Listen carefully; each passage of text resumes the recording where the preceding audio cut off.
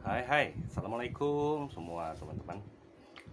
Hari ini saya mau coba membahas tentang aplikasi yang sangat bikin heboh di dunia maya, terutama di Indonesia sih, karena di aplikasi ini belum ada di luar negeri.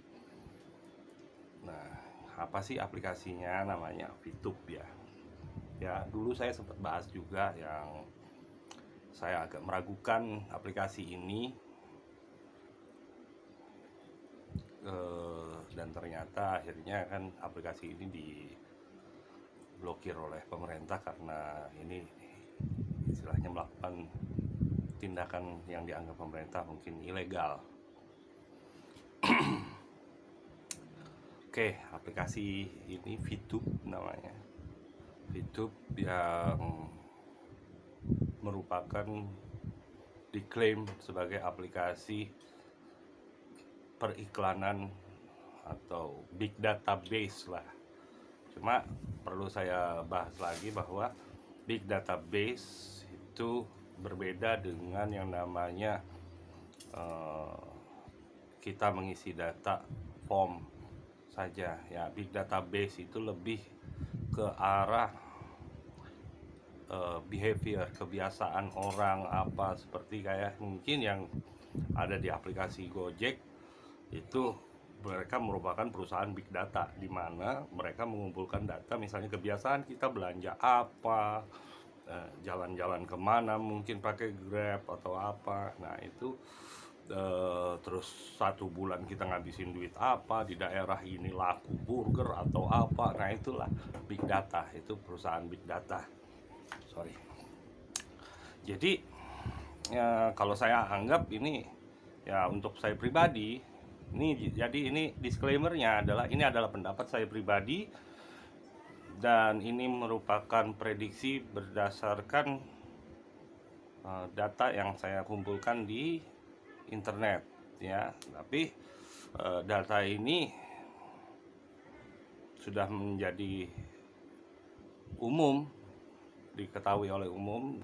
Jadi saya tidak akan terlalu membahas mungkin ke arah internalnya, data internal seperti apa, surat atau apa itu enggak ya, yang berdasarkan dari pembacaan dari info yang ada di umum, yang seperti di Google, di YouTube, mungkin di sosial media, grup-grup sosial media lainnya. Jadi masalah yang pada VTube ini simpelnya, yang menurut saya perusahaan periklanan ini ada pada ada pada yang namanya member yang fast track. Member yang fast track menyebabkan mereka harus membeli VP. VP yang digunakan untuk menaikkan pendapatan dari menonton iklan.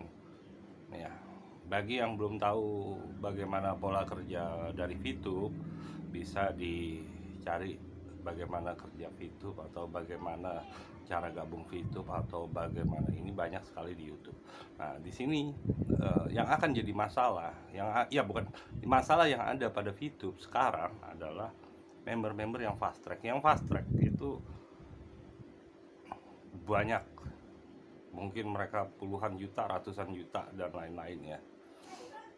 Nah itu tentu saja mereka berharap uangnya bisa dicairkan ya. Jadi masalahnya ada pada member yang fast track. Nah itu yang harus diselesaikan oleh perusahaan. Member yang fast track ini bagaimana? Kalau VTube mau on ya, jadi member yang fast track ini harus diapain nih oleh manajemen, ya kan? Nah bagi yang mungkin fast tracknya dapat VP, belum sempat mengklik mungkin program bintang atau VIP, ya mungkin mereka masih aman, jadi hanya menyelesaikan masalah VP. Tapi bagi yang member yang sudah mengklik ini dan harus jalan, sedangkan kita tahu bahwa tidak ada lagi mungkin bintang referral atau apalah gitu. Tapi saya nggak tahu nih apakah program bintangnya itu atau VIP-nya itu masih tetap jadi penghasilan VP bisa lebih banyak dibandingkan yang lain. Nah, itu yang saya kurang tahu juga. Jadi member yang fast track. Nah, dengan adanya fast track ini, masalah yang akan muncul adalah VP yang berada di pasaran. VP yang ada di pasaran itu sangat banyak, baik itu member yang fast track maupun member-member yang melakukan banyak juga yang mengaku bahwa mereka melakukan cloningan, punya jadi dapat VP-nya dengan cara memperbanyak aplikasinya sehingga mereka jual ke sendiri mungkin. Nah, akhirnya transaksi terjadi. Nah, mereka dapat VP dan banyaklah mereka punya VP, akhirnya mereka bisa jadi diamond, platinum dan lain-lain ya. Itu ya yang ini. Nah, dengan adanya VP ini sebenarnya harapan orang ikut VTube itu sebenarnya bukan nonton iklannya, sebenarnya mencairkan VP-nya. Nah, akhirnya yang jadi masalah lagi adalah bagaimana nih cara menukar VP. Ya kan? Nah, VP ini sudah banyak di pasaran dan perusahaan menetapkan harganya 14.000 ya. Orang beli juga 14 ribuan. Itu ya, akhirnya perusahaan mesti beli 14.000 ya kan. Nah, itu yang jadi masalah juga. Jadi masalah yang ada pada VTube itu adalah member yang fast track, VP yang ada di pasaran, member yang pengen nukar VP-nya yang udah banyak dengan uang karena mereka mungkin sudah invest banyak atau beli paket fast track secara banyak, ya kan. Nah, ditambah lagi ternyata muncullah masalah dari SWI yang ilegalkan aplikasi ini karena SWI melihat bahwa sebenarnya simple. SWI itu dari tulisannya Pak Tonggam itu di Instagram, balasannya Pak Tonggam kepada salah seorang itu vakum apa Samarinda apa gimana gitu ya, itu bahwa V Plus itu VP itu maaf bukan V Plus, VTube itu bagaimana cara membayar ke para user VP-nya, karena dari pendapatan iklan aja sudah tidak mungkin. Nah, itu yang jadi pertanyaan utama juga gitu. Dan VTube melakukan jual beli VP itu antar member ya. Jadi yang mesti teman-teman tahu atau sadari bahwa perusahaan tidak mengeluarkan uang sama sekali untuk beli VP ya. Jadi ini contohnya, perusahaan minta Anda beli nonton iklan. Begitu Anda nonton iklan, Anda klik, Anda dapat VP kan. Nah, VP ini adalah reward lah dari perusahaan kepada Anda karena sudah nonton iklan. Nah, begitu Anda nonton iklan dan dikasih reward ini kan harganya atau gunanya itu ditentukan oleh perusahaan, dan perusahaan memberikan cara menggunakannya dengan memakai sebagai pembayaran space iklan atau memasang iklan, kan bisa tuh pasang iklan dengan VP. Nah, di situ sebenarnya perusahaan untung. Nah, salahnya perusahaan juga melakukan jual beli, memberikan tempat untuk jual beli VP antar member. Nah, ini ide siapa saya kurang tahu. Yang jelas isi inilah yang berbahaya. Akhirnya member pada beli, uangnya masuk kepada member langsung, bukan lewat perusahaan. Kan kalau beli kan harus ke rekening siapa gitu. Tapi akhirnya kan ada pembenahan mungkin atau apa yang kurang tahu. Yang jelas perusahaan kan tidak megang uang. Jadi misalnya Anda jual beli 100 PP mungkin dipotong 25%, akhirnya hanya 75 atau gimana gitu kan ya. Nah, atau 100 mau jual 100 PP Anda harus naruh mungkin 125 PP dan hanya bisa dijual 100 gitu kan ya. 25 PP-nya dibalik ke perusahaan dan akhirnya 100 PP-nya dibeli oleh orang ya kan. Ya, buktinya ada yang transaksi offline Offline artinya serah terima uangnya secara offline dan tanda tangan, ada kan banyak di itu ya. Nah, jadi itu VP yang dibeli, yang teman-teman harus tahu bahwa VP itu tidak dibeli oleh perusahaan, VP itu dibeli oleh member. Jadi kalau perusahaan disuruh untuk membeli VP, otomatis uang itu tidak ada. Kita anggaplah perusahaan ternyata orang yang suka menabung.